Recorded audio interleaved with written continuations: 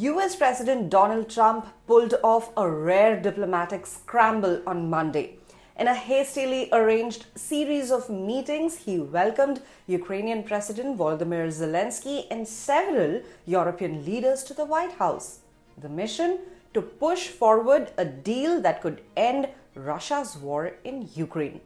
Diplomats could barely recall another moment when so many leaders tore up their schedules to fly to Washington at such a short notice. The urgency was real. Europe wants in on any peace deal, and just as importantly, its leaders don't want to be sidelined by Donald Trump. Here are 5 key takeaways from this diplomatic summit.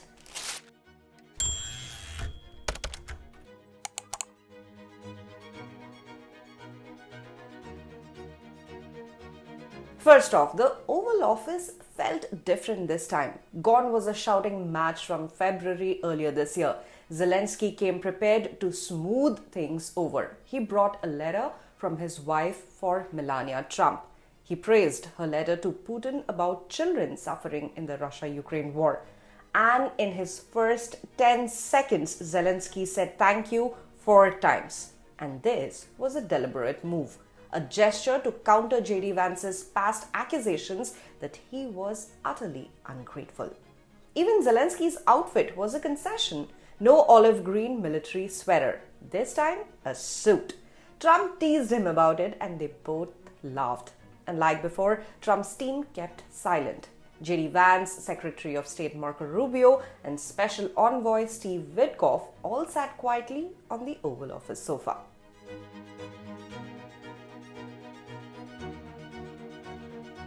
The core of Monday's talks was security. What guarantees can be given to Ukraine if peace is reached? Zelensky and European leaders pressed Trump on whether Russia could be deterred from attacking again. Trump surprised everyone. He refused to rule out sending US troops to Ukraine as peacekeepers. That's a major shift. Trump ran on keeping US troops out of foreign wars. Even some of his advisors opposed such a move, but Trump left this door wide open.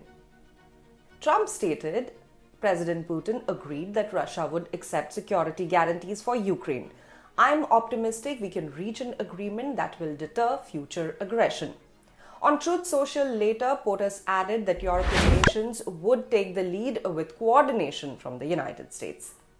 This wasn't a full commitment, but the possibility of US boots on the ground startled allies and signaled Trump might be willing to bend his old red lines to end the war.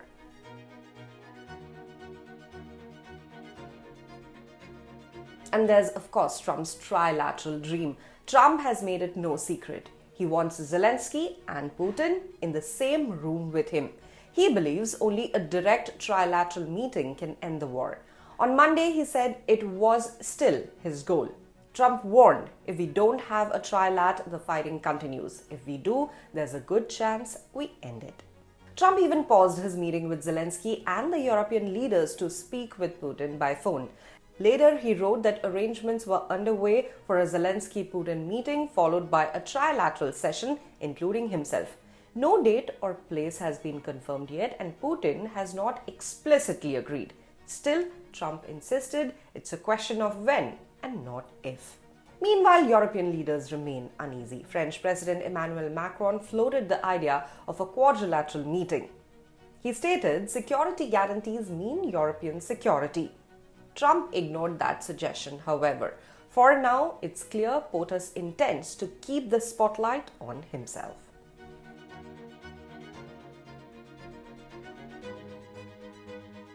The fine print is no ceasefire for now. Perhaps the biggest shock was Trump's reversal on the ceasefire.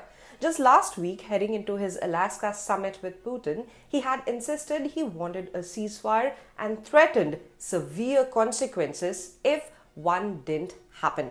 Now he says it's no longer realistic. Trump added, all of us prefer an immediate ceasefire. As of this moment, it's not happening. Instead, POTUS wants to focus directly on negotiating a final peace deal. And that has rattled Europe. German Chancellor Friedrich Merz urged Trump to reconsider. He said, "I can't imagine the next meeting will take place without a ceasefire." Meanwhile, Trump brushed it off. He said if we can get a ceasefire, great. But Boris made it clear it wasn't his priority anymore.